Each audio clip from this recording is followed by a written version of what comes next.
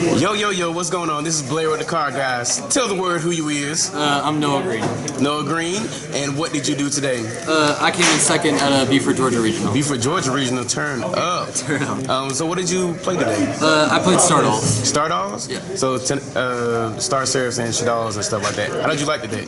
I really liked it. Like coming into this, I knew that I thought Necros was the best deck, but like after today, I'm convinced that like Necros is still the most consistent deck. But without a doubt in my mind, I think this is the most powerful deck in the game. True. So let's go ahead and get right into it. Let's see what you played. I played a really big Shaddol lineup. I played triple Kommanod, triple Falco. I know Jeff did this, but a lot of people are cutting this down to 2. But like this card, I felt was super necessary at 3. There were at least like 5 times today where I used all 3 of these. And this card, like having the ability to beat any other card, like especially with a lot of people maining Maxi, like being able to like choose between this, Hedgehog, or Beast is really valuable. And like on its own, just being able to normal this is really powerful. And for the others, I just played 2 of each. I consider 1 Dragon, but at a regional where there's more rogue decks like Telenites, I think it's pretty appropriate too. True. Onto the MVPs. These were undeniably the best cards in the deck. So I know a lot of people when they play Shaddolls, they don't like the Star Seraph build because they feel like it's inconsistent. Yeah. How was it for you today? And so, like coming into this event, I thought this was like in testing. I thought this was like too inconsistent to warrant playing. But today, I just played it, and like when these cards like were bad, it's almost the same as like drawing Felice, except not on the same level. But like when they're bad, they're not awful. But like when these cards are good, they're amazing. Like there was not a single time today where I resolved stick chair and didn't win the game within like the next 2 turns. It's just ridiculous. Awesome. Except I played 2 Mathematician. I definitely feel like it's mandatory. I actually really miss the 3rd a lot. Like it conflicts with some of the normal summons in the deck, but like having to go first, this is so much better to open than any other card in the deck. So I would definitely try to find room for the 3rd one if I were to play it again. Awesome. I played triple effect failure. Necros being your worst matchup, I definitely think this is a mandatory 3 right now. For one of the tech cards, I played Pero. I know a lot of people aren't playing this anymore, but like being able to send this off math, or being able to make Shek, because like personally, I think Shek is like the most versatile card in this extra deck.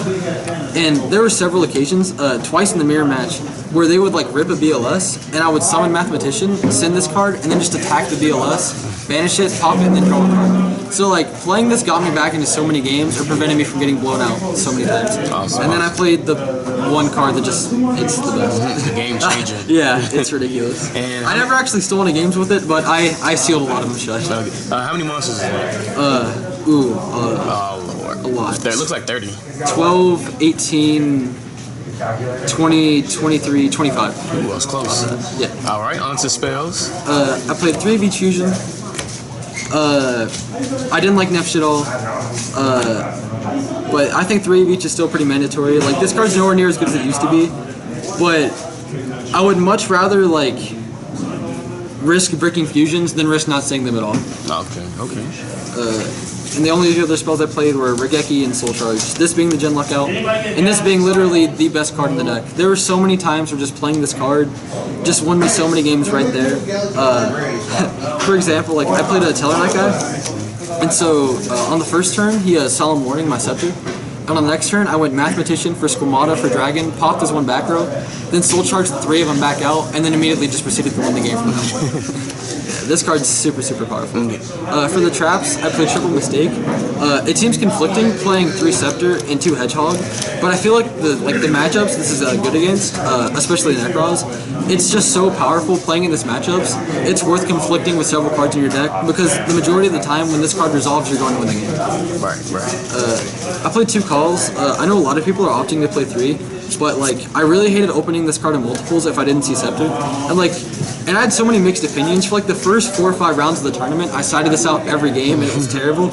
But for like the last 3, I stole so many games with this card. Like in mirror matches by summoning Construct, or like there was one point where I went Scepter to search and he emptinessed a Shaddol fusion.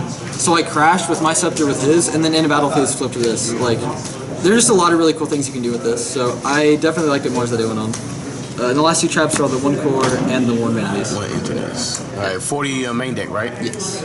Okay. Go ahead to either extra or something. Play the base tokens.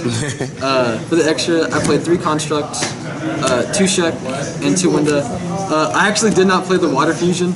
I actually couldn't get a hold of it beforehand.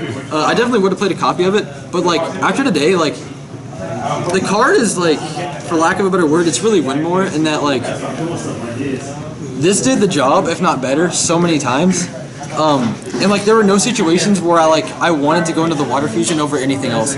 So like I would play 1 copy of it, but I don't think it's nearly as game changing as people say it is. Okay. For the synchros, I played 1 Arcanite, 1 Black Rose, and 1 Leo. I'm testing, I went into this more than Arcanite, but I kind of wish this was an Armades or a Goyo for today. But this card was so good today, especially in a lot of mirror matches, because what I did like 2 or 3 times was they would have 1 card I would want to get rid of, and so I would summon Arcanite, and then I would target and I would target like the 1 card they get rid of, and then I would just fuse with this, and then immediately summon BLS. So like, I don't know, being a light made it really relevant, more than Black Rose. Like there were several times where I made it just because of its attribute.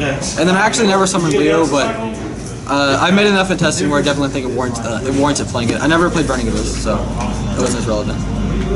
For the Exceeds, for the generics, I played 1 Exciton and 1 Castel. I think these are the 2 best generic level 4s. I actually never went into this, but there's nothing I would have rather have been. I made this probably twice. And for the stick chair targets, I played the 1 Ouroboros. I only made this once against Necroz. I think the problem with it is this card itself is really good against Necroz, but stick and chair themselves aren't. Because whenever they have Unicore out, like the stick chair engine is essentially crippled. But I think if you can resolve this in game 1, it's super powerful. And then of course I played this, and then this card. This card, I think I probably made more than like Shek or Winda today. I played 3 mirror matches, 3 Necroz, and like a Yangzing, and I made this in almost all of them because it stops Unicore, which is really good. And Yangzings it stopped the Jiaotu. And in the mirror match, I think it's self-explanatory. If they don't have the book or the Regeki, the game is over after you summon this. Sorry, so that's it for the extra. And onto the side, I played 2 Denko Sekka. Originally, I was debating playing 3, but I felt like 2 was good enough. In this card, like really, I never drew it against my Tellarknight matchup, but all 3 of my mirror matches, I won by summoning this card.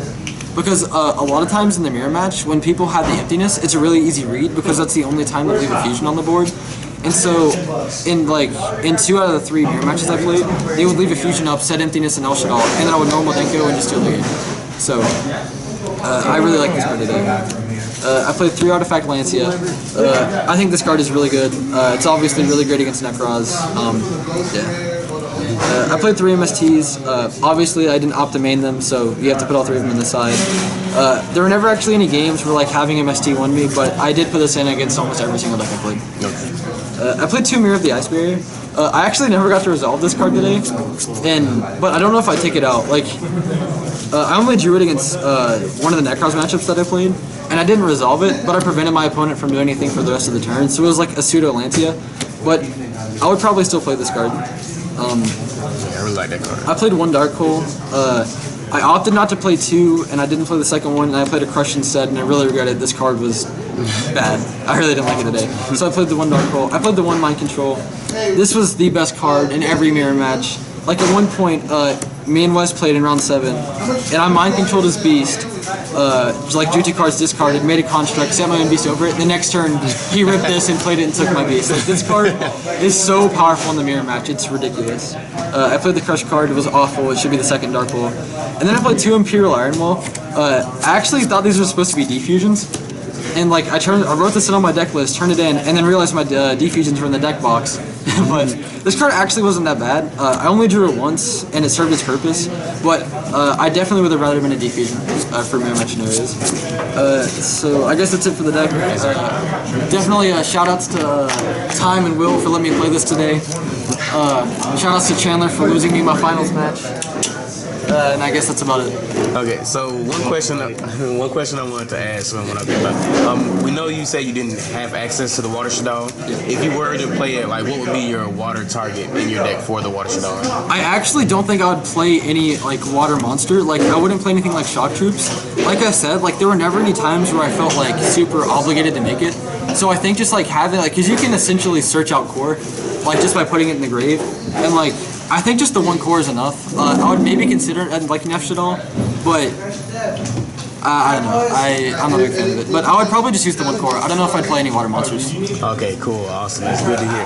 And don't play Revival Jam. That card is terrible. But Noah, thank you for doing this with us. Congratulations on your 2nd place victory. All right, well, hopefully we'll see more of you in Nashville. All right, this is Blair with TheCardGuys. See ya.